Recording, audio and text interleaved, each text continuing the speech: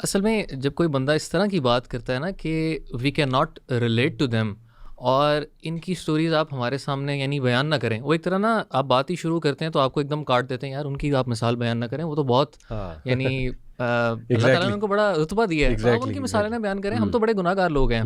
यहाँ पे अगर मैं और आप रैशनली सोचें तो हम नाउज़ुबिल्लाह एक तरह एक बात कर रहे हैं कि अल्लाह ताला ने फिर क्या उनकी स्टोरीज़ बेफ़ायदा कुरान के अंदर जिक्र की हैं। जी अगर मुझे और आपको फ़ायदा नहीं होना था तो अल्लाह ताला कुरान के अंदर उनकी स्टोरीज़ भर भर के डिफरेंट डिफरेंट मकामात पर बयान ही ना करते। Number one. नंबर टू, बात जहन में देखें ये भी आती है कि हम हर नमाज में अल्लाह ताला से दुआ करते हैं कि इहदिना सिरातल मुस्तकीम सिरातल लदीना अनअमता अलैहिम, यानी रास्ता उन लोगों का दिखा जिन पर तेरा इनाम हुआ। वाह और फिर अल्लाह आगे खुद ही जाकर बता देते हैं कि उलाइकल लदीना अनअमल्लाहु अलैहिम मिनन नबिय्यीन। जबरदस्त पहली कैटेगरी जिस पे इनाम हुआ माशाल्लाह वो अम्बिया ही हैं।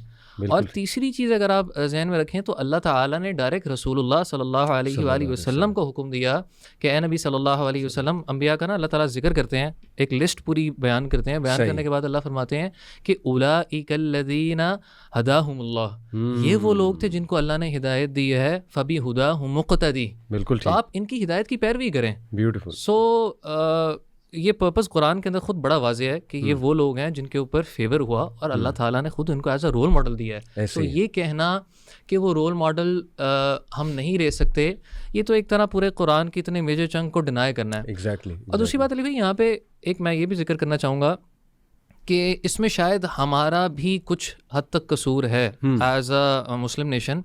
वो ये है कि हमें बचपन से इस तरह बताया जाता है, चाहे वो सहाबा हैं चाहे वो अम्बिया हैं, हमें इस तरह पोर्ट्रे किया जाता है कि जिस तरह देवर सुपर ह्यूमंस इन अ वे कि मैं और आप शायद कभी रिलेट ही ना कर पाएँ हाँ कि यार आप इतने गुनहगार हो, वो इतने नेक बंदे हैं, आप कैसे वो काम कर सकते हो। सही सही जबकि अल्लाह फरमा रहे हैं कि लक़द काना लकुम फ़ी रसूलिल्लाहि उस्वतुन हसना, बिल्कुल तो ठीक फिर तो हम बिल्कुल ठीक रसूलुल्लाह सल्लल्लाहु अलैहि वसल्लम को भी रोल मॉडल नहीं ले सकते, हाँ क्योंकि he is the best of the mankind. Exactly अतियुल्लाह व अतियुर रसूल, अल्लाह के रसूल की पैरवी फिर किस तरह करें। ही बिल्कुल इज़ द सही best of all of these people. Yes so मेरे ख्याल से बात बड़ी वाज़ेह कुरान के अंदर। बहुत अच्छा आपने माशाल्लाह बड़े दलाइल स्ट्रॉन्ग दलाइल दिए, कुरान की आयात बताई आपने माशाल्लाह। लॉजिकली भी देखें ब्रो, देखा जाए तो एक तो इसमें बुनियादी गलती ये है हमारी कि जब हम ये कहते हैं ना हम उनसे कैसे सीख सकते हैं, रिलेट कर सकते हैं, इसके पीछे जो सोच है ना वो बेसिकली ये है कि शायद लोग ये समझ रहे होते हैं कि कहीं उनसे मैच ना कर रहे हो हम।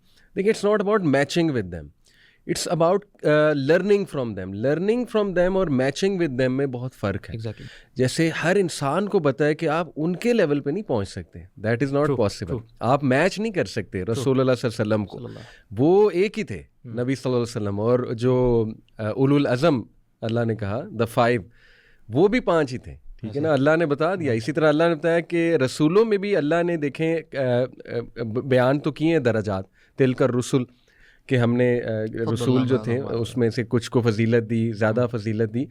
तो देखिए आप ये मत समझिए you are trying to match them, but you have to learn from them.